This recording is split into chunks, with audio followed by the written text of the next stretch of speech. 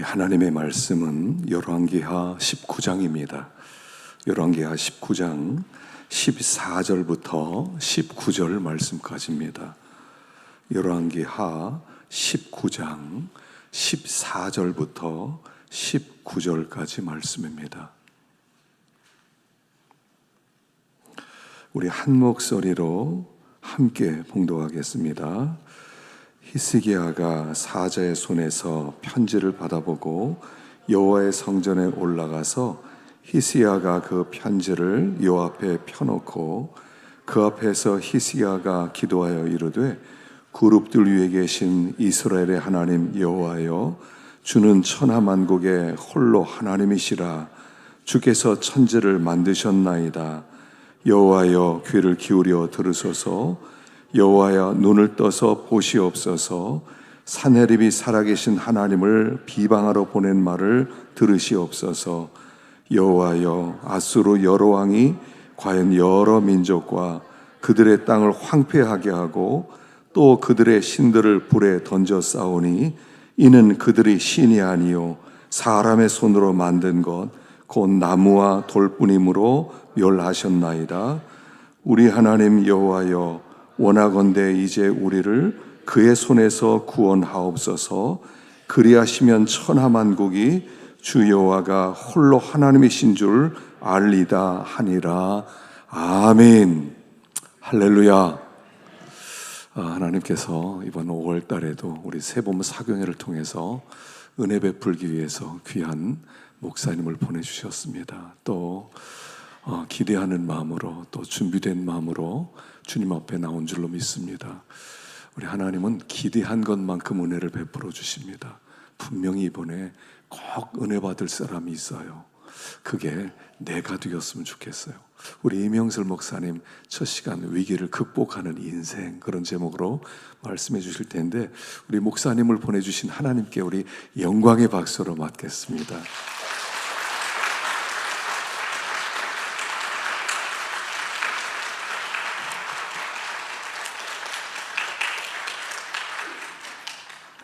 우리 대전 새벽교회 오니까 너무 좋습니다. 찬양단에 찬양하는 소리도 좋고 섹션도 좋고 드럼도 잘 치고 신디도 잘 치고 너무 좋아요. 우리도 젊은 학생들도 몇 명 와 있는데 코로나가 지나고 나서 부흥회의 숫자가 많이 줄었죠. 예배 숫자가 줄다 보니까 지난번에 우리 목사님들 잘 아는 인천 계양에 있는 교회가 있는데 그 교회 집회 초청이 있어서 갔어요. 교인이 한 4,000명 모여요. 예배당도 엄청 거의 3층까지 있는 큰 무슨 음악당처럼 생겼어요. 근데 학생들이 한 400명 돼요. 거기에 150명 학생들이 집회에 참석해서 한 줄을 꽉 채웠어요. 근데 내가 니네들 공부 안 하고 여기 왜 왔니? 학원 안 가? 물론 그 중에 엄마가 너 학원 가지 말고 교회 가. 또 교회 안 오면 너 죽어. 그러는 집도 있었겠지만은 학생들이 자발적으로 참석했어요. 나는 그 모습을 보고 대한민국에 소망이 있다. 여러분, 유대인들은요 5살이 되면 만 4세가 되면 처음에 보내는 데가 어디냐면 우리나라처럼 어린이집 유치원 보내는 게 아니라 성경학교를 보내요. 랍비한테 가서 성경을 배워요. 성경을 배우는데 반복 교육을 해요. 했던 것도 배우고 했던 것도 배우고 했던 것도 배우고 반복해서 교육을 해서 그것이 그들의 사상과 사고와 개념에 딱 자리 잡아요. 그런 토대에 그걸 베이스로 깔고 공부할 때에 여러분 아시죠? 이스라엘이라는 나라는요 우리나라 충청 남북도 합친 땅덩어리밖에 안 돼요. 인구가 460만 밖에 안 돼요. 우리나라의 10분의 1도 안 돼요. 그런데 전 세계에서 노벨상을 가장 많이 탄 민족이 이스라엘 민족이에요. 세계에서 갑부들이요 유태인계 사람들이에요. 왜 그러느냐? 하나님은 그렇게 말씀하셨어요. 하나님을 경외하는 자는 이 땅에서 복을 받는다고 했거든요. 그래서 결국 하나님이 역사의 증인으로 그들을 쓰시는 것을 우리가 보게 됩니다. 우리 이번에 집회 때에 학생들 공부에 지장이 있을 것 같지만은 하나님께서 다른 면으로 보상해 주셔서 여러분들이 갖기를 하나님이 더 크게 축복할 줄 믿습니다. 교회 가면 각자마다 특징이 있어요. 아멘을 크게 하는 교회, 조그맣게 하는 교회, 아예 안 하는 교회. 그리고 어느 교회는 웃긴 얘기를 하면 웃어야 되는데 안 웃어요. 그 왜 안 웃나? 물론 집에 가서 또 웃을지 모르지만은 안 웃어요. 그 반응이 안 좋다는 거죠. 그럴 때 강사는 굉장히 난감해하고 그때부터 영적으로 말씀이 콱 막혀요. 그러니까 나는 손해 없는데 여러분이 손해잖아. 그러면 여러분들이 잘 반응해 주시길 바랍니다. 설교는요, 목사님이 다 한 얘기예요. 새로운 얘기가 아니에요.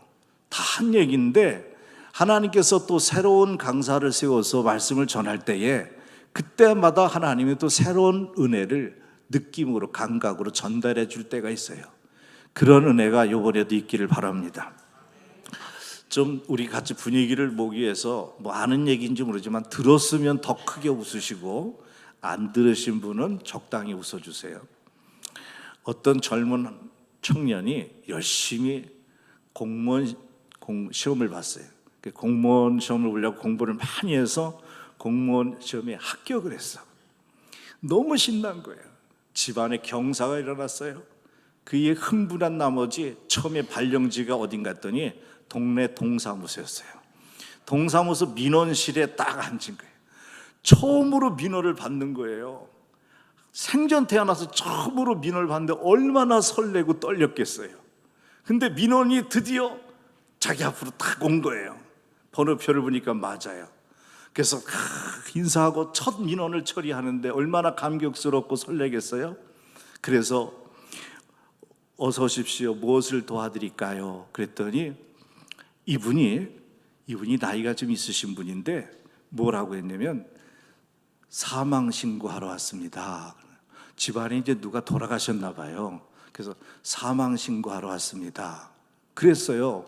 그랬더니 이 공무원이, 초짜 공무원이 뭐라고 그랬냐면 당황해서 본인 맞습니까? 이렇게 물었어요.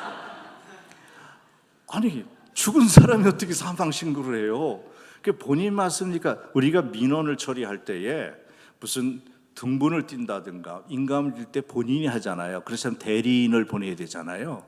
근데 사망 신고를 하는데 죽은 사람이 어떻게 신고하러 와요?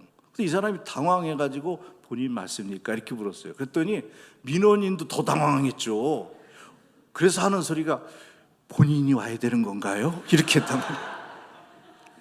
지금 안 웃은 사람은 영적으로 뭔가 이상한 사람이에요. 오늘 밤도 하나님은 살아계십니다.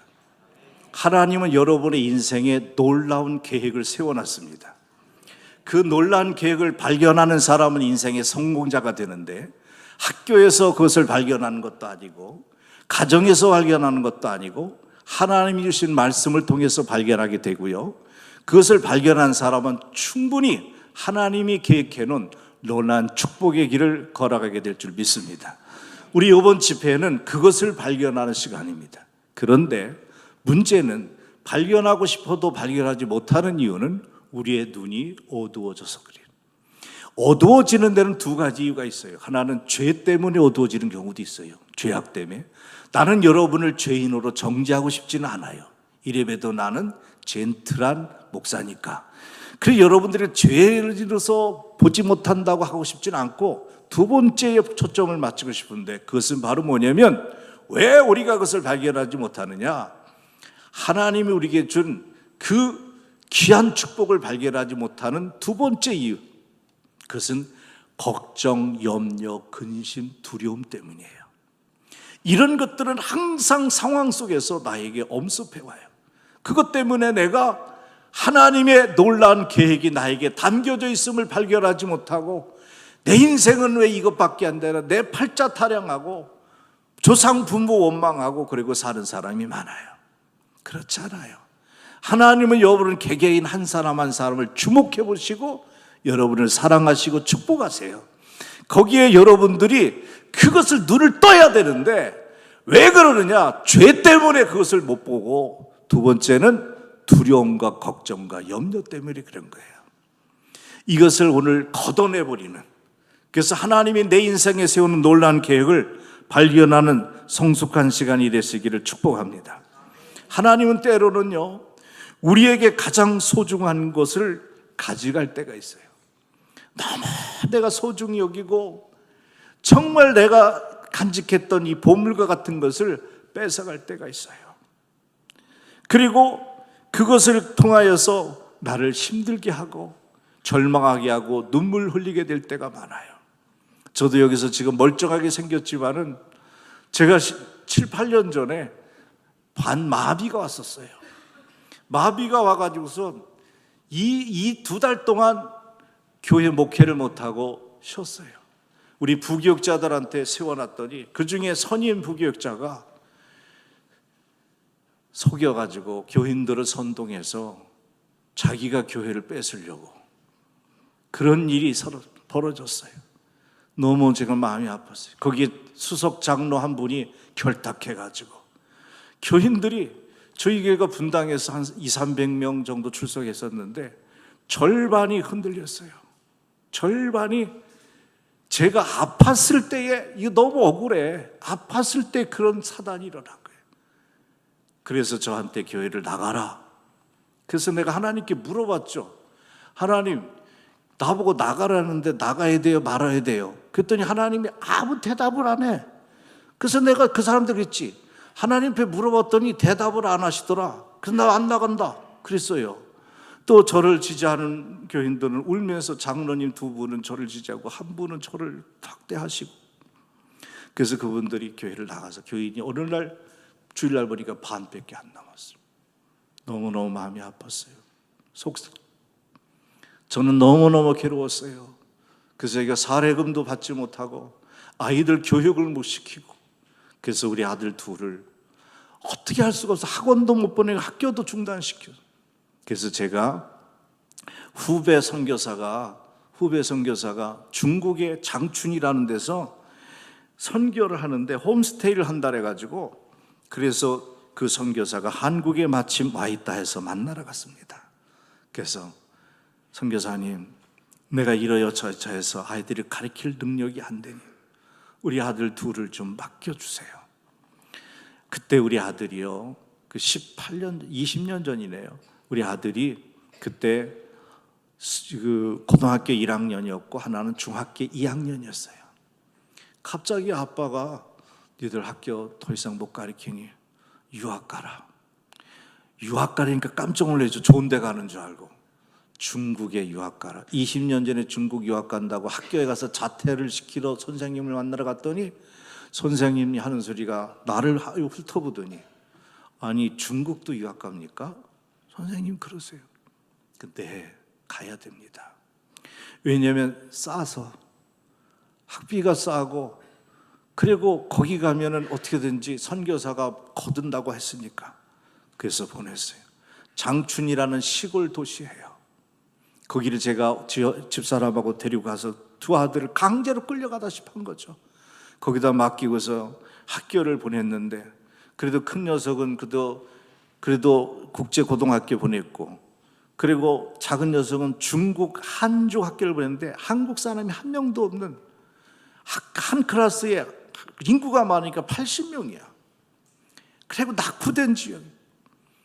그 얘가 나중에 학교에서 화장실을 가는데 긴장하니까 말기도 하나 듣지 못하고 2달 과외를 하고서 학교를 갔으니 중국말이 뭐가 돼요? 멍하니 앉아있어.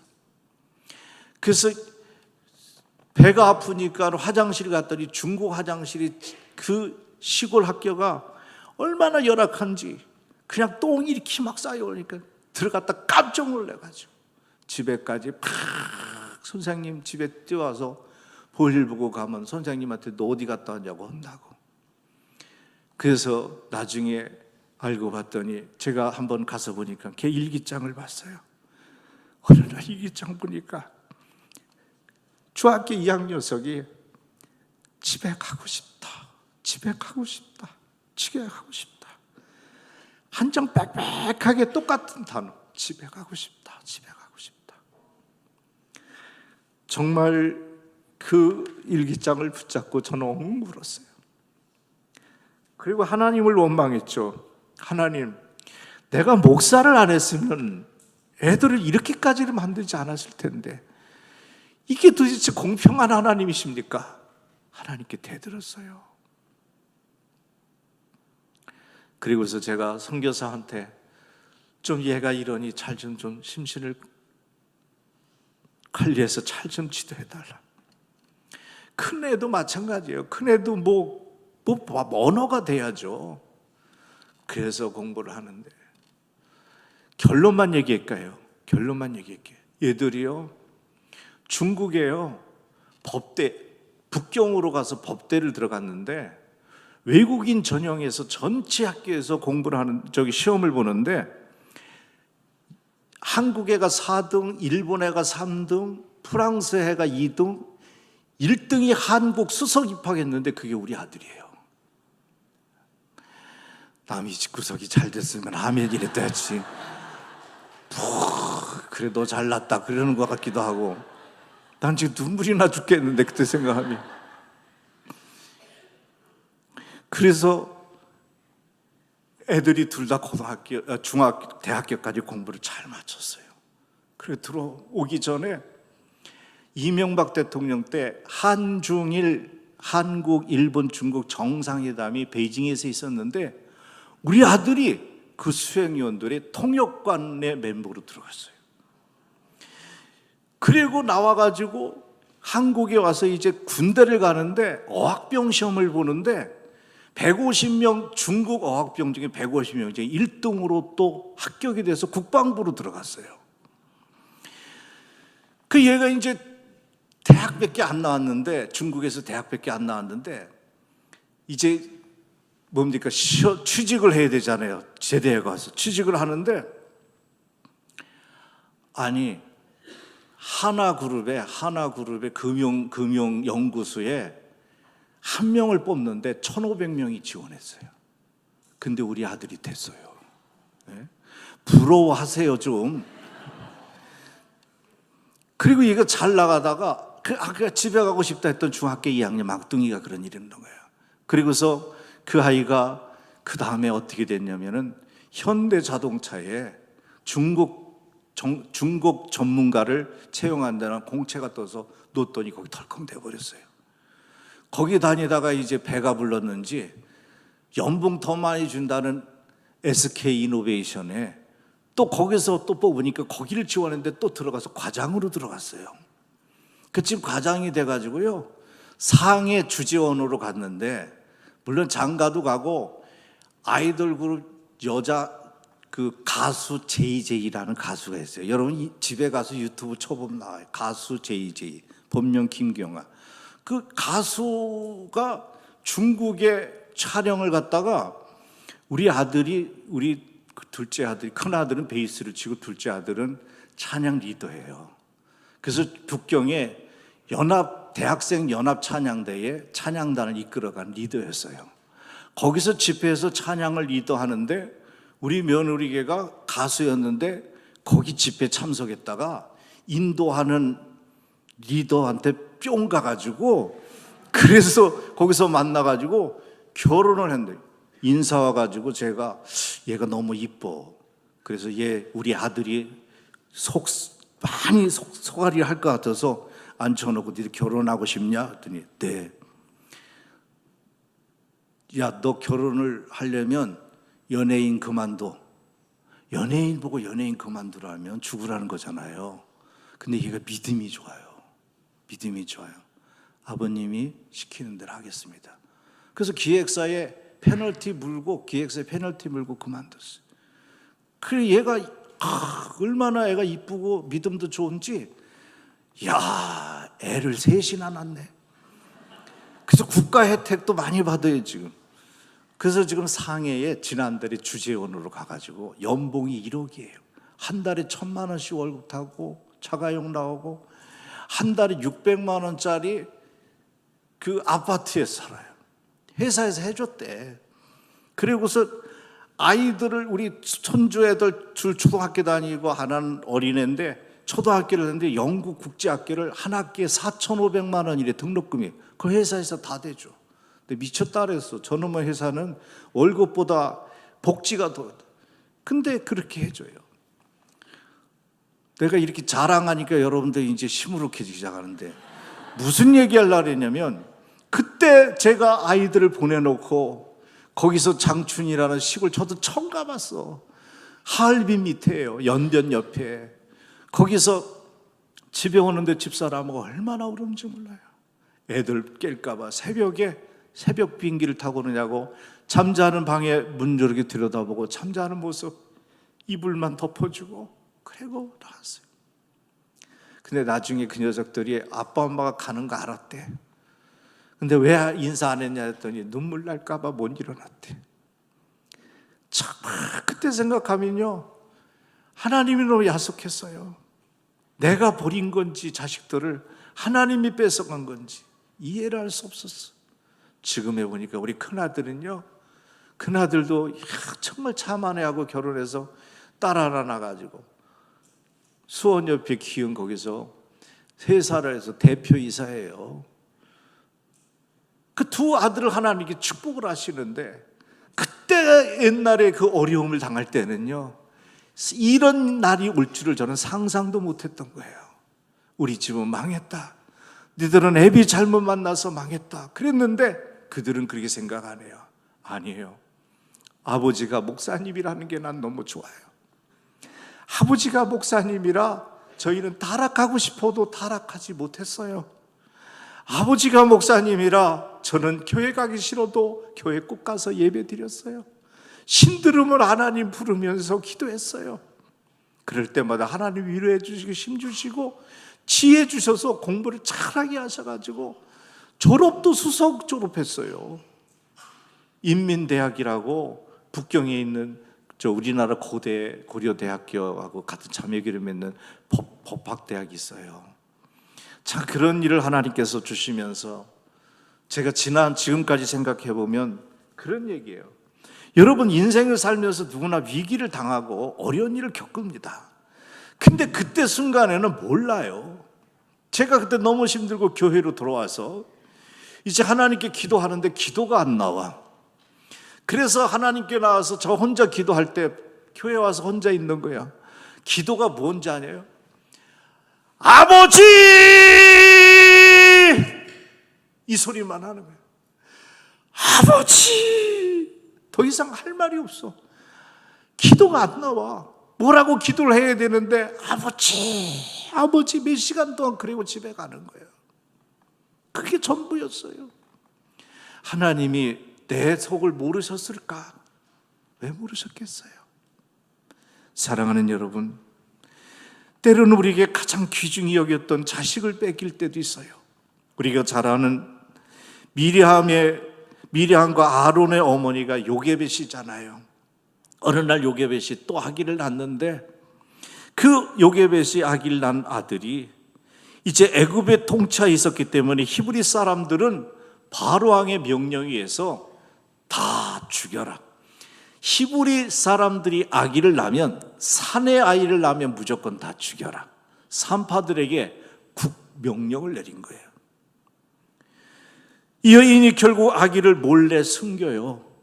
자기가 아기를 낳고 몰래 숨겨서 키우는데 아이가 산의 아이 울음소리가 담장을 넘기 시작해. 더 이상 감춰서 키울 수가 없는 지경까지 놓여있자 요게벳 이 엄마는 어쩔 수 없이 자식을 죽일 수가 없어서 갈대 상자에 아기를 놓고 나일강에 떠내버리면서, 요게벳이라는 노래 있잖아요. 너의 앞길을 하나님께 맡긴다. 너의 인생을 하나님께 맡긴다. 죽어도 하나님 뜻이고 살아도 하나님 뜻이고 하나님께 맡긴다고 보내요. 그랬을 때에 바로의 딸 공주가 목욕하러 왔다가, 하나님 섭리죠. 그때 왜 목욕하고 싶었겠어. 목욕하러 왔다가 웬 아기 울음소리를 듣고 그 아기를 물에 건졌다고 하여 그 아이 이름을 모세라 이름 짓고 그 아이를 자기의 양자로 삼아 키웁니다. 문제는 또 있어요. 문제는 갓난아이기 때문에 젖을 먹여야 되는데, 이 공주가 자기 양자로 삼았지만 아기를 낳은 여자가 아니기 때문에 젖이 안 나와. 젖이 안 나오니까 어떻게 해야 돼? 대책을 세운 게 유모를 채용해야 되겠다. 그래서 젖이 나오는 유모를 빨리 찾아라. 그 월급을 주고 채용한 거예요. 그때 채용당한 사람이 모세 엄마 요게벳이에요. 기가 막힌 역사죠. 그래서 저는 가만히 들여다보고 세상에 세계 역사상 자기가 낳은 자기 새끼 젖 먹이고 월급 받아먹은 여자는 이 여자 하나밖에 없을. 결국 모세는 그 당시 최고의 문명지인 애굽에서 세상의 학문과 학습을 받고 또 매일 엄마와 함께 궁정에 살면서 하나님에 대한 신앙을 답습하게 됩니다. 이것은 히브리 사람으로서 그 당시에 상상할 수 없는 엄청난 축복을 받은 겁니다. 결국 모세는 장성하여 애굽에 430년 동안 종로로 됐던 자기의 동족 이스라엘 사람들을 건져내는 리더가 돼요. 여러분의 자식들이 지금 어느 지경에 놓여 있다고 해서 뭐라고 하지 마세요. 어떤 교회에 찬양단이 섰는데 한 청년이 머리를 뻘겋게 노랗게 물을 들이고 찬양단 쓴 거예요. 권사님이 앞에 앉아 있다가 찬양 시간에 호통을 친 거예요. 아니, 하나님께 찬양하는 찬양단이 앞에서 물을 들이고서 찬양한다고 난리를 친 거예요. 예배 시간이 엉망이 됐어요. 목사님이 앉아 있다가 그 모습을 볼 때 그 청년이 막 울고 찬양단이 끝나고 나서 자기 자리에 앉아서 흐느끼 울고 계속 울고 고개를 못 들어요. 이 목사님이 그 청년이 너무 마음이 아파서 이렇게 얘기를 했대요.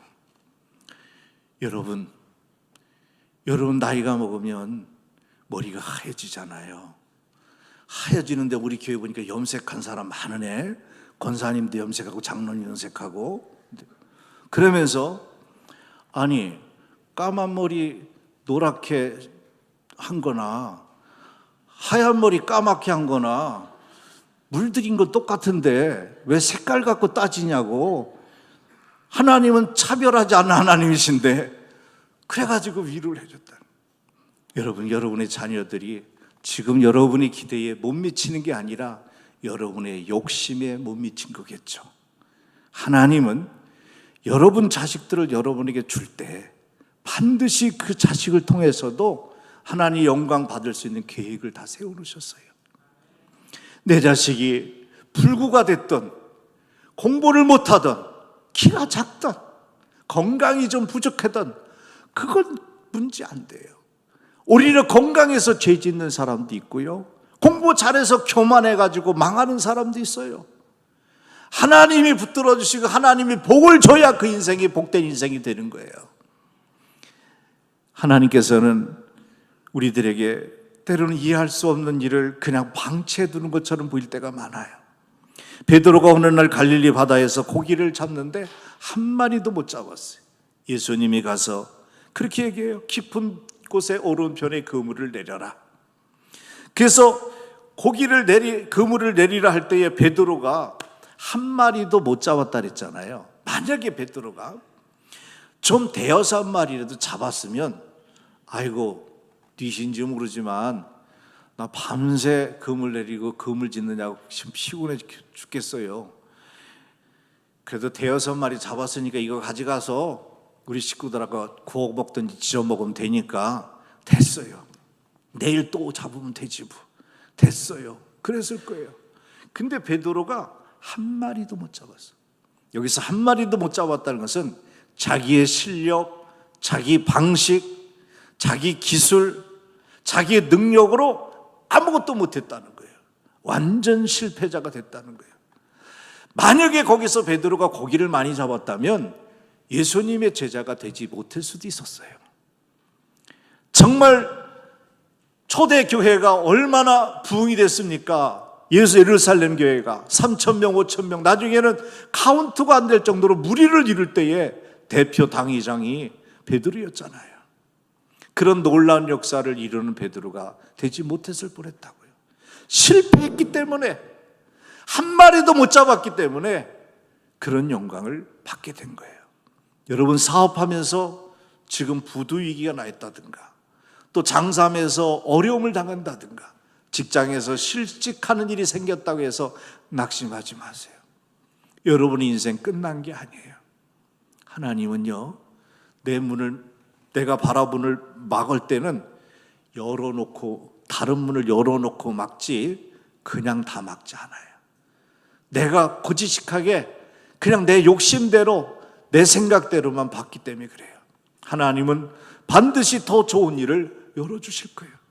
나는 우리 아이들 중국에 그때 유학하는 것은 정말 미친 짓이라고 했어요.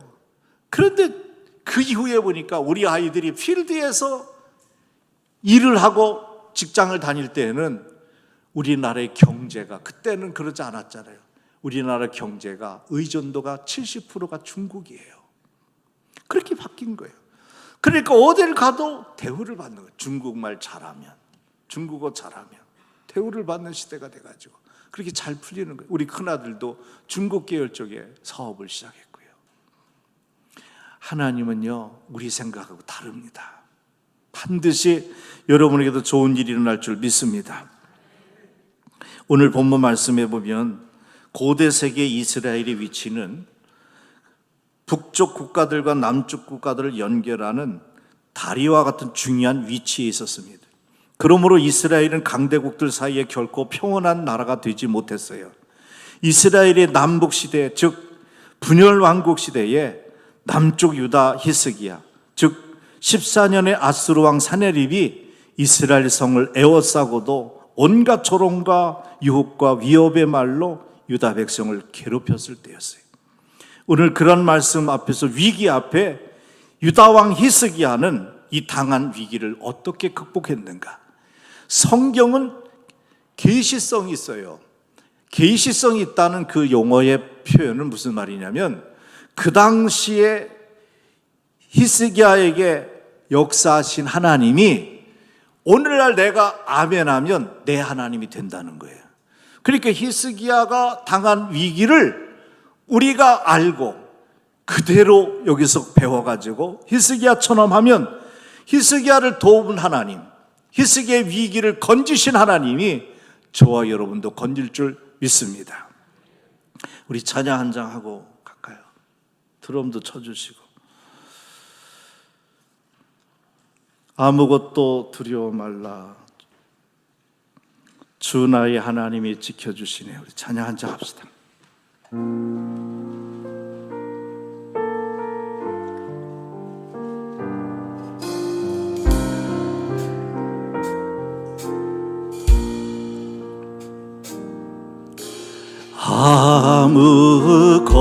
아무것도 두려워 말라, 주 나의 하나님이 지켜주시네.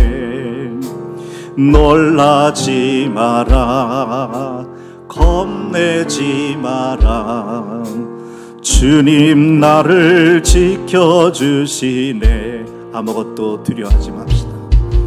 아무것도 두려워 말라, 주 나의 하나님이 지켜주시네. 놀라지 말라, 겁내지 마라, 주님 나를 지켜주시네. 아멘. 내 맘에 심에 겨워 지칠지라도 주님 나를 지켜주시네. 세상의 험한 풍파 몰아칠 때도 주님 나를 지켜주시네. 주님은 나의 산성, 주님은 나의 요새, 주여 주님은 나의 소망, 나의 힘이 되 되신 여호와, 내 맘에 힘에 겨워, 내 맘에 힘에 겨워 지칠지라. 아버지, 주님 나를 지켜주시네. 세상의 험한 풍파 몰아칠 때도 주님 나를 지켜주시네. 주님은 나의 산, 믿습니다. 주님은 나의 요새, 주님은 나의 소망. 아버지, 나의 힘이 되신 여, 내 맘에 힘에 겨워 지칠지라도, 내 맘에 힘에 겨워 지칠지라도 주님 나를 지켜주시네. 주님, 세상의 험한 풍파 몰아칠 때도 주님 나를 지켜주시네. 아멘. 주님은 나의 산소지, 주님은 나의 요, 아버지, 주님은 나의 소망, 나의 힘이 되신 여호와, 주님은 나의 산성, 주님은 나의 산성. 믿습니다. 주님은 나의 요, 주여, 주님은 나의 소망, 나의 힘이 되신 여호와. 할렐루야. 하나님께 박수를 영광 드립니다.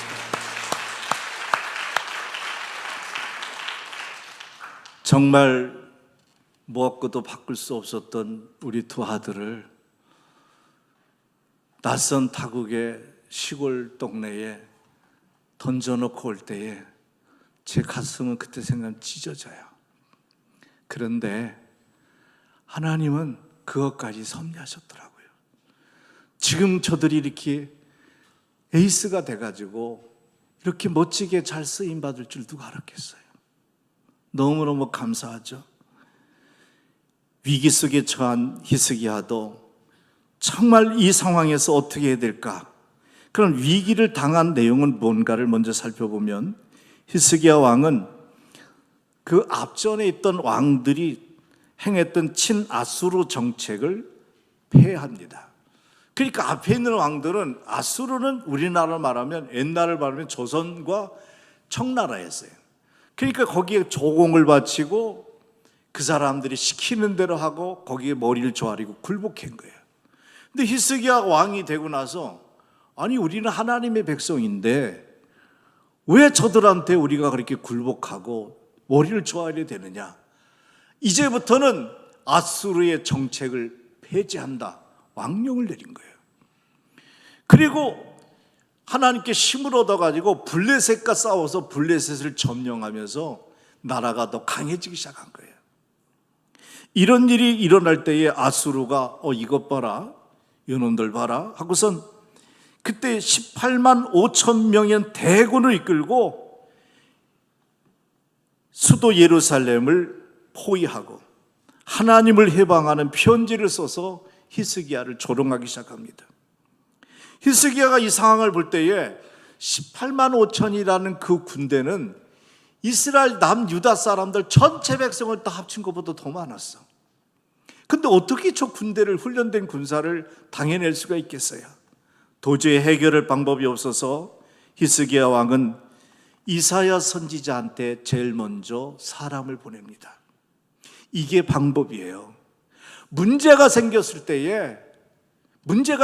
때 다른 나라의 우군을 지원해달라는 정책이 아니라 하나님의 종 이사야 선지자에게 사람을 보내서 선지자시여, 지금 조기 풍전등화에 놓여 있어. 아수르 군대가 18만 5천 명이 성을 에워싸고 우리를 목을 조여오고 있는데 방법이 없습니다. 그러니 이사야 선지자시여, 당신이 하나님께 기도를 해주세요. 중보 기도를 요청한 거예요. 여러분, 문제가 있으면 그걸 부끄러워하지 마시고요, 기도 요청을 많이 하세요. 최대한으로 목사님을 비롯해서 여러분들 지인들을 통해서 내가 이런 일이 있으니 기도 제목이 있으니 기도해달라고 하세요. 도저히 해결할 방법이 없는 히스기야는 제일 먼저 한 게 이사야 37장 3절에 보면 그들이 이사야에게 이르되 히스기야의 말씀에 오늘날 환난의 책벌과 능욕의 날이라 아이를 낳으려 하나 해산할 힘이 없음 같도다. 이렇게 비유를 서로 얘기하면서 역부족인 현실을 이사야에게 알려 기도를 부탁합니다. 근데 이 상황에서 문제는요, 거기에다가 중신들 있잖아요. 나라의 중신들이 이럴 때에 더 단합해서 나라를 지켜야 되는데 중신들조차도 부정부패 가세해서 당시 국고를 맡은 서기관 셈나라는 사람이 있는데, 셈나가 이 기회를 노려서 물질을 연연하여 자국이 당연한 위기는 안중에 두지도 않고 자기의 어떤 이익권을 찾기 위해서 그러한 못된 짓을 저지르다가 셈나는 결 간신 셈나는 그 좋은 권자를 hil기야의 아들 엘리야김에게 빼앗기고 외국으로 추방당하는 일이 생겨요. 어려운 위기가 놓여 있으면 다 같이 단합해야 되는데, 교회도 어려운 일이 있으면 중직들이 먼저 모여서 기도해야 되잖아요. 근데 왜 어려운 문제가 있으면 자꾸 사람들한테 전화질하고 카톡질하고 또 만나서 수근수근 해가지고 우리 교회 이렇대 저렇대, 목사님 이렇대 저렇대. 왜 그러냐고요. 이게 망할 진주예요. 오늘날 셈나, 현대판 셈나가 교회도 얼마나 많은지 몰라요. 아수르왕 사네립은 장군, 대장 랍사게라는 장군을 앞세우고 유다를 모욕하는데, 그 모욕의 내용이 뭐냐면 그런 얘기예요. 유다는 친애굽 정책을 파라. 왜냐하면 히스기야가 아수르하고 정책을 깨기 위해서 아랫지방이에요. 저 밑에 이스라엘 지도 보면 위에는 아수르고 이스라엘이 있고 밑에가 애굽이 있어요. 애굽하고 친교를 맺었어요. 그게 배가 아파서 아수르가 쳐들어온 거거든요. 그래서 유다는 친애굽 정책을 펴는 것은 상한 갈대의 지팡이를 짚는 것과 같으며, 너희들이 섬기는 하나님만 섬기는 것은 전혀 위로가 되지 않을 것이고, 아수르의 유다 침략은 너희들이 믿는 하나님의 뜻이기도 하다. 이렇게 얘기한 거예요. 그러면서 항복하라고 항복 문서를 보낸 겁니다. 백성들로 하여금 신앙의 혼선을 빚게 할 뿐 아니라 지도자에 대한 불신을 자아내므로 속임수의 계략을 피기 시작한 거죠. 다시 말하면 아수르 왕에게 항복하면 잘 살 수 있고, 열국의 신들이 아수르보다 힘이 없어서 망했듯이 히스기야 왕이 의지하고 섬기는 유다의 신 하나님도 그들과 같이 될 거다. 참으로 전능하신 여호와 하나님을 모욕하며 지도자 히스기야를 불신하게 만드는 소요 책동을 펼친 겁니다. 이런 일에서 백성들을 우롱하고 어리석다고 얘기를 한 것이 오늘 본문에 일어나는 얘기예요. 자, 그럼 이런 상황에서 위기를 히스기야는 어떻게 극복했느냐? 그러나 이와 같은 원수들의 말이 오히려 중요한 것은요, 이 예루살렘의 성의 백성들이 불안해하고, 야, 진짜 히스기야만 믿고 따랐다가 우리 다 죽게 생겼다. 아수르한테 항복하면, 사네립한테 항복하면 우리 산된다. 그리고 그렇게 막 소동을 일으키고 지도자를 불신하고 폭동을 일으켰을 뻔했는데, 신기한 것은요, 그런 상황을 다 알고도 이 예루살렘의 성에 있는 온 백성들이 한마디도 말 안 하고 잠잠했다는 거예요. 그리고 다 단결하여 한마음이 돼서 하나님만 의지하고 히스기야가 뭐라고 하시는지 히스기야가 말하는 대로 우리는 다 같이 따르자라고 단합을 한 거예요. 그래서 히스기야의 말에 절대 복종하는 민족적 단결을 보임으로써 엄청난 위기를 극복하는데 큰 힘이 되었던 것이 오늘 열왕기하에 나오는 이 이야기 사건 얘기예요. 나라에도 위기가 올 수 있고요, 교회도 가정에도 위기가 올 수 있어요. 그랬을 때 여러분은 어떻게 해야 되는가? 하나님이요, 어려운 우리 하나님의 백성들에게 위기가 올 때 가만히 안 있어요. 불꽃 같은 눈으로 지켜보고 계세요. 그리고 우리가 어떻게 반응하는지를 보고 계세요. 하나님이 도우실 방법을 찾고 계세요. 그런데 우리가 떠들어대고 자기 멋대로 해석하고 그러면은 하나님이 실망하고 돕지 않아요. 교회에 위기가 올 때에 유다 백성들처럼 여러분들은 목사님이 강단에서 뭐라고 말씀하시는지, 왜 목사는 늘 하나님과 가까이 늘 의식하며 살잖아요. 그게 제일 많이 하나님의 마음을 아실 거라고요. 그래서 기다렸다가 주의 종이 이야기하는 대로 일사처리로 다 하면 교회는 편안해져요. 저희 아버님이 장로님이셨어요. 우리 아버님은 금강면 경기도 안성 금강면의 장로님 면장이셨는데, 우리 아버님은 정말 가난하셨어요. 막내 아들을 태어나서 오도막살이 집 아시죠? 진짜 오도막살이죠. 방 하나 딱 있는데 5남매를 낳으셨어요. 저까지. 거기서 바글바글하게 사는 거예요. 먹을 게 없어가지고요. 저는 지금요, 감자 고구마를 제일 싫어해요. 옥수수, 감자 고구마, 국수. 왜 그러냐면 매일 먹는 게 그거였어요. 주식이 그거였어요. 어쩌다 생일살이면 보리밥 하나 나오고 그렇게 살았어요. 가난해서인데 농토도 없고 아무것도 없는데 아버님이 어떻게 군대 장교 출신이라 예비군 중대장이 되셨어요. 그때 예비군 창설됐을 때 초대 예비군 중대장이 됐어요. 그러다가 우리 아버님이 면장까지 되셨어요. 면장까지 되셔가지고 그 지역이 유지가 됐는데, 처음에는 술타백이 우리 아버지가 우리 어머니 기도로 인해서 간증하면 정말 눈물 나는 간증인데, 우리 아들 간증에다 내가 울어버려가지고 창피해서 안 하려고 그래 더 이상. 그래서 그 금강 감리교에 한 100명 모이는 게 있는데 거기 장로님이 되셨어요. 그리고 아버님이 장로님이 되셨는데 이제 돌아가셨죠. 나 연세가 있으니까 돌아가셨는데, 장례 예배를 드리는데요, 발인 예배를 드리는데 그 교회에 한기용 목사님, 그분도 이제 오래돼서 돌아가셨어요. 한기용 목사님이 발인 예배를 집리하다가 우셔요. 그분을 우는 걸 난 한 번도 못 봤어요. 호랭이 목사님이었어요. 정말 너무 무서운 목사님이에요. 웃는 표정이 없어요. 근데 그날은 우셨어요. 우시면서 이런 말씀하셨어요. 우리 임금호 장로님은 장로로 있으면서 평생 부족한 이 목사가 목회를 하는데 단 한 번도 아니요라고 한 적이 없으셨습니다. 그러면서 하시는 소리가, 제가 목회를 잘해서가 아닙니다. 제가 잘나서도 아닙니다. 여러분 그 말 있죠? 면장은 뭐 해야 한다? 알아야 면장을 한다. 우리 아버지가 면장이니까 얼마나 많이 알겠어요. 그 지역의 면장이신데 그 교회의 면장이 장로님 됐으니까 교회도 덕을 많이 봤죠. 전도도 많이 되고. 근데 그 목사님은 시골의 옛날 목사님은 초등학교 나와서도 신학 공부, 성경 공부해가지고 목사 되신 분들이 있었어요. 그래서 좀 공부도 못 하셨고 아는 것도 별로 없으세요. 기도만 많이 하시는 분이에요. 그래서 교회 행정도 엉망이고 뭐 제대로 하는 게 없어요.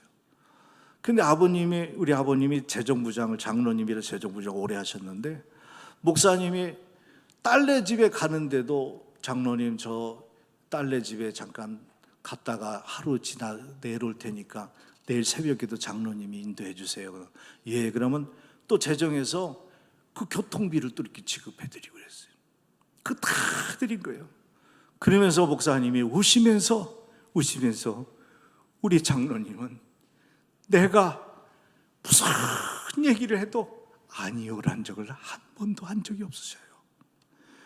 내가 잘나서가 아니라, 내가 목회를 잘해서가 아니라, 왜 장로님이 보시기에 내가 부족하고 잘못된 게 왜 없겠어요? 근데 장로님은 이유는 한 가지예요. 내가 하나님의 종이라는 이유 때문에, 그 이유 하나 때문에, 예, 목사님, 얼마나 속이 답답하고 얼마나 속이 터졌겠어요. 근데 한 번도 아니요란 말을 한 적이 없어요. 이런 장로님이 내 곁을 떠났으니 내가 어떻게 목회를 하냐고. 그리고 막 예배를 드리다가 관을 붙잡고 막 엉엉 우셔요. 저는 거기서 아버님을 너무 존경하게 됐어요. 우리 아버님이 정말 훌륭하신 장로님이셨구나. 여러분, 교회는 항상 위기가 올 때가 있어요. 그 사탄이 역사할 때도 있고 인간이 실수해서 그럴 때도 있어요.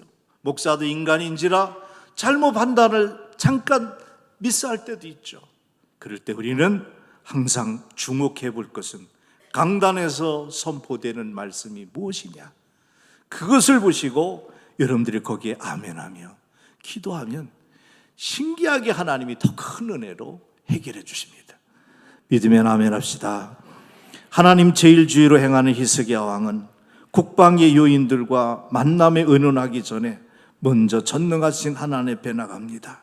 그리고 오늘 본문에 보면 그는 옷을 찢고 굵은 베옷을 입고 참회했을 뿐 아니라 중신들에게 굵은 베옷을 다 입게 하고 이사야에게 보내서 중보기도를 요청합니다.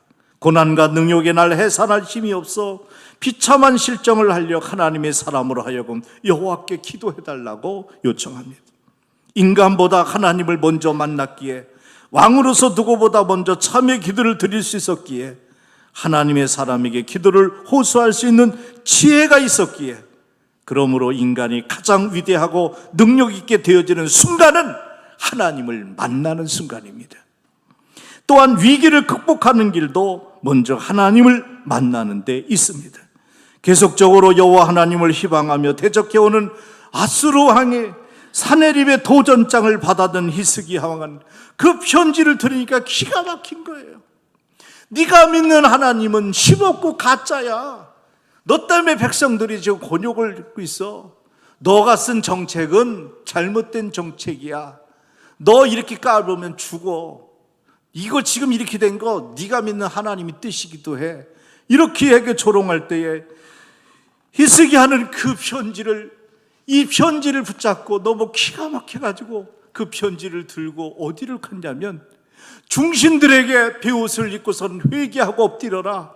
그리고 일부는 이사야 선지자한테 빨리 가서 기도해달라고 요청해라. 그리고 히스기야는 교회를 가요.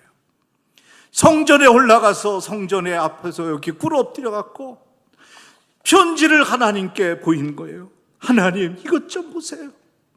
하나님, 이것 좀 보세요. 저 원수가 하나님을 조롱하고 하나님 백성들을 능욕하는, 어떻게 하면 좋아요? 하나님, 이것 좀 보세요 하며 하나님께 울부짖죠. 왕이 엎드려 기도를 합니다. 그러자 마지막 결론으로 드디어 그런 상황이 있자 이제 하나님이 등장하십니다. 그러면서 열왕기하 19장 29절에 가보면, 오늘 본문에 지나서 29절에 가보면 이렇게 나옵니다. 또 내게 보일 징조가 이러하니 너희가 금년에는 스스로 자라난 것을 먹고 내년에는 그것에서 난 것을 먹되 제3년에는 심고 거두며 포도원을 심고 그 열매를 먹으리라. 이 말씀의 뜻은 아수리의 침략으로 그간 경작하지 못했지만 2년 동안은 자연적 생산으로 인해서 너희들이 먹게 해줄 거고, 그리고 그 다음에는 2년째부터는 경작을 하게 될 거다. 이제 농사를 져도 된다. 생산된 것으로 식량을 삼도록 먹고 사는 경제적 문제를 직접 간섭하여 내가 너희를 먹일 것이다. 그 얘기예요. 다시 아수리의 침해를 받지 않게 함으로 안정된 삶과 평온한 가운데 번성할 뿐 아니라 어떤 원수도 다시 빼앗지 않도록 내가 보호해 주겠다. 이렇게 하나님이 응답하신 겁니다. 열왕기하 19장 35절 말씀에 보면 이 밤에 여호와의 사자가 나와서 아수르 진영의 군사 18만 5천 명을 친지라. 아침에 일찍 일어나 보니 다 송장이 되었더라. 할렐루야. 여러분, 결국 하나님의 종이 하나님께 엎드려 기도했더니 하나님 그 기도를 들으시고요, 18만 5천 명 목을 조여왔던 아수르의 사네립의 군대를 한 명도 남김없이 다 하나님께서 멸하고 말았던 것입니다. 그래서 그 일에 깜짝 놀랐던 사네립은 혼비백산 도망하는데요, 피신해서 자기가 찾은 데가 뭐냐면 자기 신을 찾아요. 아이고, 하나님 백성들 죽이려고 갔다가 저렇게 끔찍한 재앙을 당했다고 니스록 신묘에 가서 거기서 엎드려 경배할 때에 사네립 아들들이 드람멜렉과 샤레셀이라는 두 아들이 와서 아버지를 죽여버려요. 지 아들들에 의해서 살해를 당해요. 하나님의 나라를, 하나님의 백성을, 하나님의 종을 대적한 사람의 만류는 이렇게 비참한 결과를 가져온 거예요. 사랑하는 여러분, 우리 인간이 살아가는 이 땅에 누군가는 어려움을 겪습니다.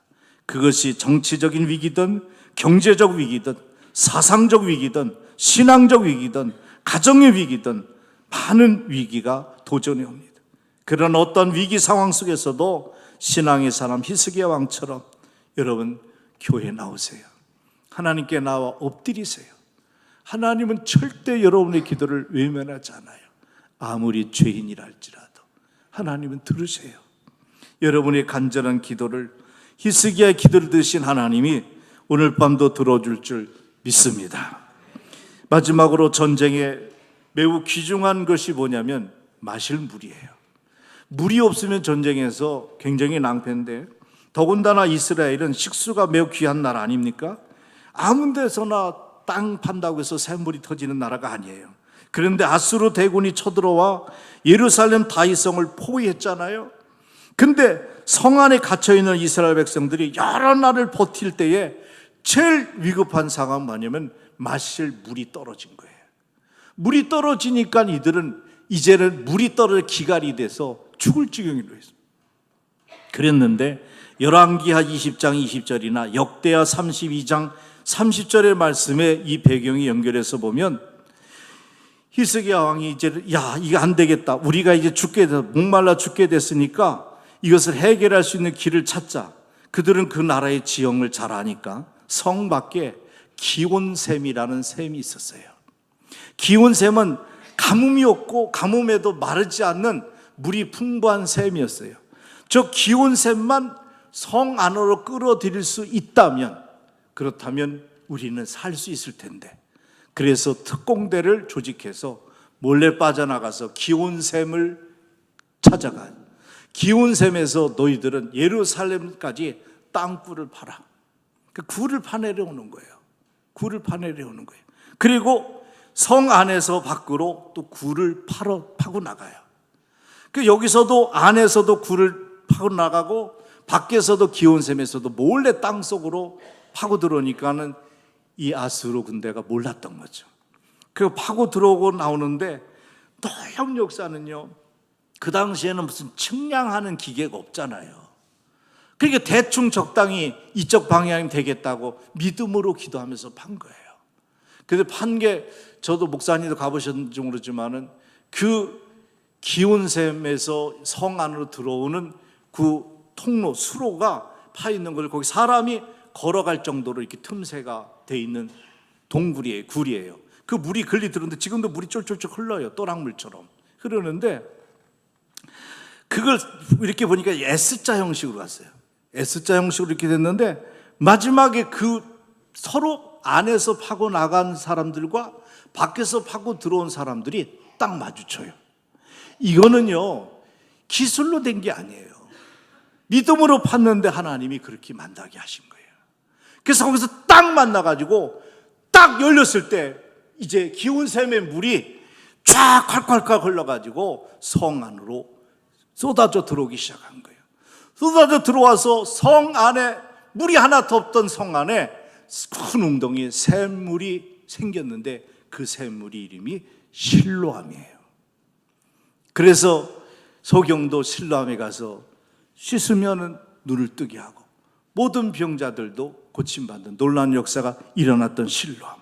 사랑하는 여러분, 목사님이 강단에서 기도하고 여러분들의 성도석에서 기도하고 또 목사님이 말씀으로 선포하고 여러분들은 나가서 전도하고 서로 마음이 맞아야 돼요. 하나님의 종과 성도들이 마음이 하나가 될 때 기온생과 실로암이 맞부닥쳐서 성에 있는 사람들이 생수를 먹은 것처럼 이 대전, 이 지역에 죽어가는 영혼들이 귀한 목사님과 여러분들이 한 마음으로 기도해서 많은 사람들이 이곳에 몰려들어 샘물을 마시는, 생명수가 넘쳐나는 그런 놀라운 역사가 일어나기를 축복합니다. 그게 바로 실로암이에요. 우리 실로암 노래 한번 합시다. 요쯤 되면 언제 끝나는가 궁금해하는데 끝난 거예요 지금. 실로암 노래 한번 합시다. 이 말씀 생각하면서 주여, 강단과 성도석이 목사와 성도가 한 마음이 돼서 우리 실로암을 일으킵시다.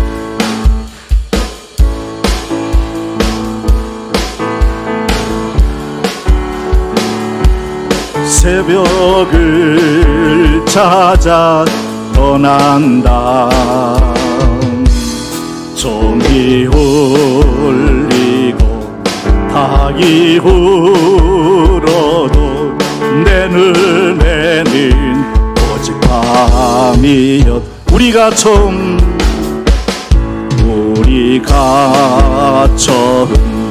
만난 그때는 차가운 새벽이었어.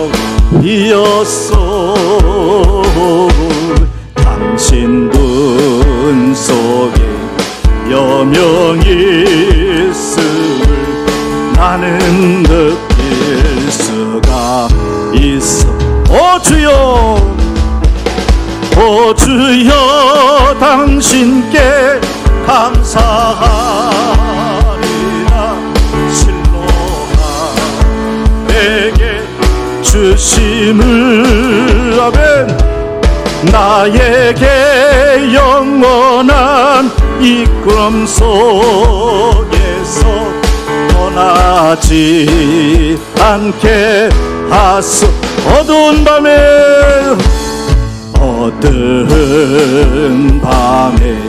캄캄한 밤에 새벽을 찾아 떠난다면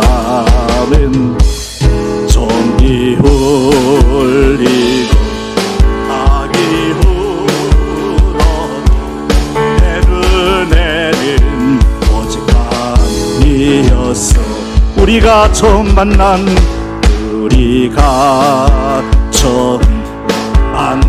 그때는 차가운 새벽이었어. 당신 눈 속에 여명이 있음을 나는 있었어. 아멘. 오 주여, 당신께 감사하리라.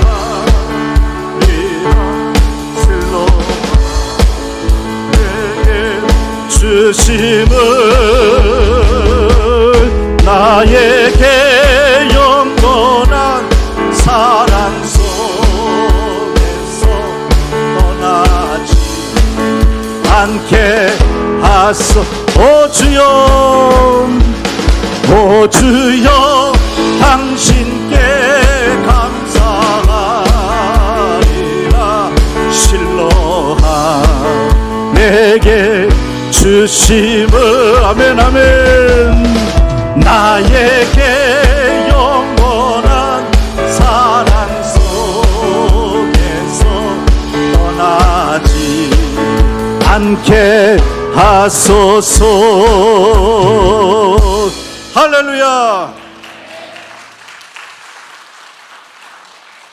우리 새벽교회 떠나지 않기를 바랍니다. 떠나지 않게 하소서 그랬잖아요. 다 안 떠날 사람은 다 같이 앉아봐요. 다 앉았네. 나만 가면 돼. 3일 후에 여러분 감사하고요. 정말 제가 10시까지 집회하려고 기도했는데 여러분들이 설교를 너무 잘 들으셔가지고 1시간 일찍 끝났어요. 여기에 대해서 불만이 있는 분들은 원수를 갚으세요. 어떻게? 내일 나오세요. 내일 나와서 내일 두고 보자. 내일 새벽에 5시 반이라고 들었어요. 이번에 집회의 커리큘럼은 처음은 자기가 깨져야 돼요. 내가 변화되지 않고 가정 변화 안 돼요. 애비가 안 죽으면 자식이 안 살아요. 아내가 바가지 긁는 거 안 죽으면 남편 진급 안 돼. 네? 남편이 화내면 국물도 없어, 밥 먹을 때. 네? 그리고 내가 죽어야 교회가 살아요. 이것은 원리예요. 예수가 죽어서 우리가 산 거예요. 오늘 내가 깨져야 돼요. 내가 죽어야 되고, 그 다음에 두 번째 날은 여러분 사명자가 되어야 돼요. 세 번째 날은 새벽교회의 사명을 찾는 날이에요. 이렇게 정했어요. 그리고 새벽 두 번은 시편에서 나타난 다윗의 몸부림치는 그런 절규를 통해서 하나님을 만나는 새벽이 됐으면 좋겠어요. 오늘 말씀을 생각하면서 여러분에게 이제 정리를 합니다. 여러분 다 지금 안 그런 척한 것뿐이지 다 이런 고민이 있잖아요. 그냥 안 그런 척하고 사는 것뿐이잖아요. 하나님께 그렇게 살지 마세요. 그냥 아버지 나 아파요. 하나님 나 너무 힘들어. 이거 언제까지? 하나님 나 너무 지쳤어. 이번 부흥사경에 하나님 허락해서 나오라 해서 왔잖아. 하나님 오늘 해결해 줘요. 해결해 줘요 하나님. 나 쓰러지면 안 돼요. 내가 쓰러지면 우리 가족을 어떻게 하라고. 내가 쓰러지면 교회는 어떻게 하라고. 하나님 나 살려주세요. 여러분 정말 위기를 앞에 다 내놓고 안 그런 척 하지 마시고 자존심 내세우지 마시고 하나님께 기도하는 시간 되길 바랍니다. 우리 찬양 마지막 준비한 찬양, 왜 나만 겪는 고난이냐고, 이 찬양 기도하는 마음으로 찬송 부르다가 기도하셔도 되고, 찬송 부르다가 제가 기도 시작하면 다 함께 기도하고, 그리고 끝이 없어. 그냥 각자 알아서 기도하고 가세요. 가서 일찍 주무시고 내일 새벽에 만납시다. 왜 나만 겪는 고난이냐고 불평하지 마세요. 고난의 뒤편에 있는 주님의 주실 축복 미리 보면서 감사하세요.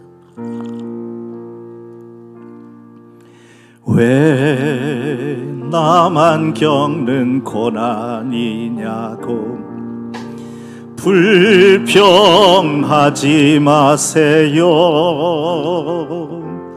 고난의 뒤편에 있는 주님이 주실 축복 미리 보면서 감사하세요.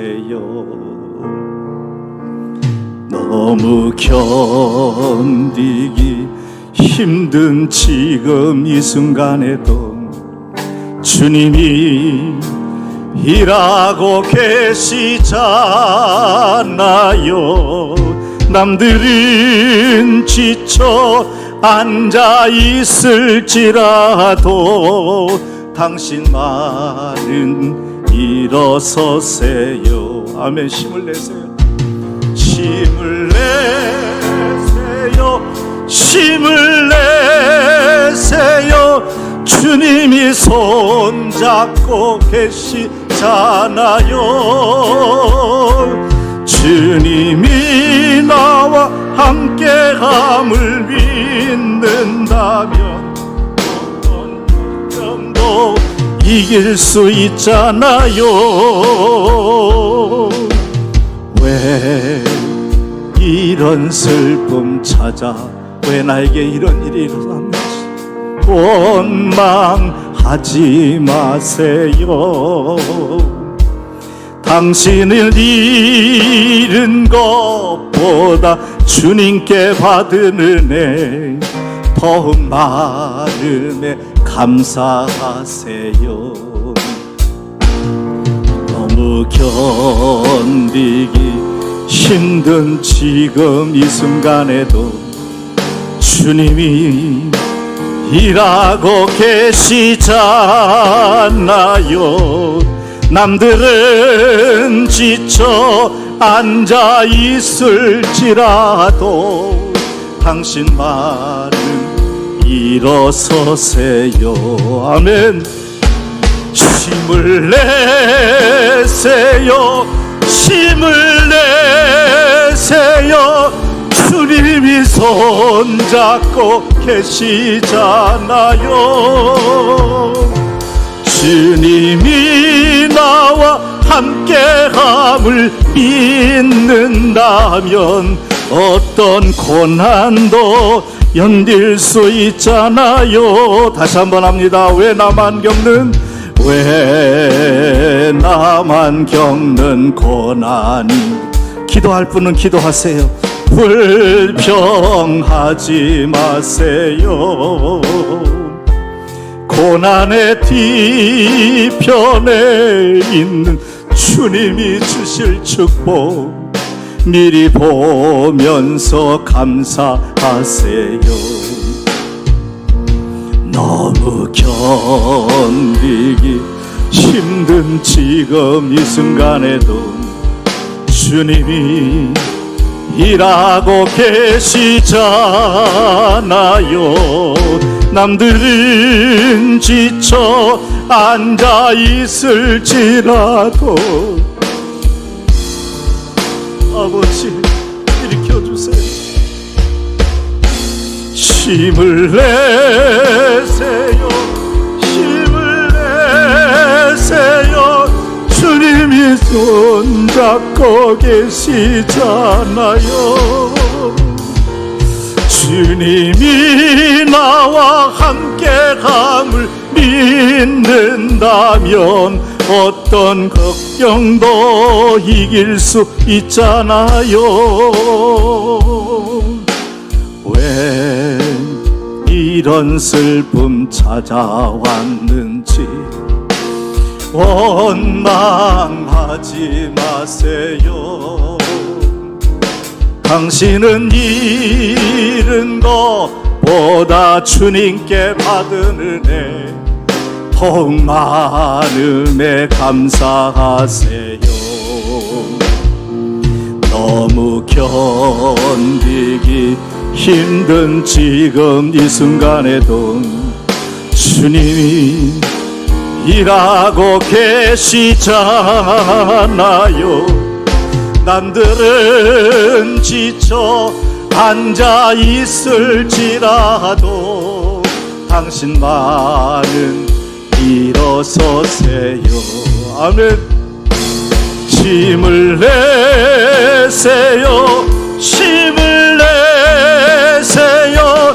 주님이 손잡고 계시잖아요. 주님이 나와 함께함을 믿는다면 어떤 고난도 견딜 수 있잖아요. 힘을 내세요.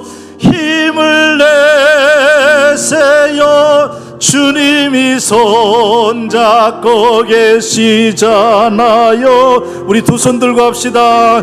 주님이 나와 함께함을 믿는다면 어떤 고난도 견딜 수 있잖아요.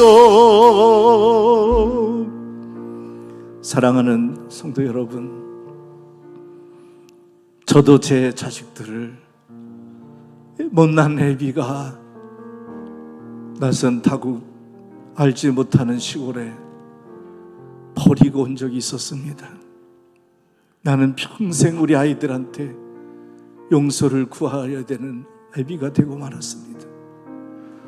그런데 하나님께서는 그들을 정금과 같이 더 귀하게 쓰시려고 불을 연단하여 지금 각자의 위치에서 성공적인 삶을 살게 하셨습니다. 하나님은 여러분 이 땅에 그냥 태어나게 한 사람 없습니다. 여러분의 자녀와 여러분의 삶이 어떤 모양 어떤 지경이 있다 할지라도 하나님이 보시기에는 가장 귀하고 존귀하고 아름다운 자식들이고 여러분입니다. 여러분 사업 힘드시죠? 경제가 어렵다고 합니다. 직장도 힘드시죠? 직장이 어렵다고 합니다. 병도 많아서 이제 아픈 곳도 많습니다. 정말 이런 상황 속에서 내 영적인 상태조차도 위기를 당할 때가 있습니다. 하나님, 히스기야처럼 기도하겠습니다. 여러분 지금 문제를 써오지는 않았지만은 하나님 앞에 손바닥을 펼쳐고 하나님 내가 이래요. 지금 내가 이 상태가 이래요. 내 자식이 내 새끼가 이 지경에 있어요. 하나님 내 사업 지금 힘들어요. 내 아내도 자식도 모르고 괜찮아 안 그런 척하면서 전전긍긍하고 너무 힘들어요. 하나님 나 도와주세요. 붙잡아 주세요. 히스기야 하나님이 오늘 밤 부르짖는 여러분에게 나타나셔서 축복하신 것처럼 여러분의 기도에 응답하신 하나님을 만나시기를 바랍니다. 우리 주여 부르고 통성으로 기도하시다가 자유롭게 돌아가고 새벽에 다시 만납니다. 살아계신 주님을 부릅시다. 주여! 아버지, 살아계신 아버지 하나님 감사합니다. 부족한 저희들을 오늘도 살아계셔서 하나님 귀한 존재를 불러 인도하여 주시고 하나님께 기도할 수 있는 시간 주셔서 감사를 드립니다. 인생에 살아가면서 내가 원하든 원치 않든 아버지 하나님 어려운 위기 상황 속에 누일 때가 한두 번이 아니고 이럴 때 우리는 아버지 하나님 누구를 원망하며 누구를 차여야겠습니까? 주여 내가 이 시간에 히스기야처럼 하나님을 부르니 아버지 내가 부를 때 하나님 응답하여 주시고 이 밤에 주님께서 찾아와 주시어서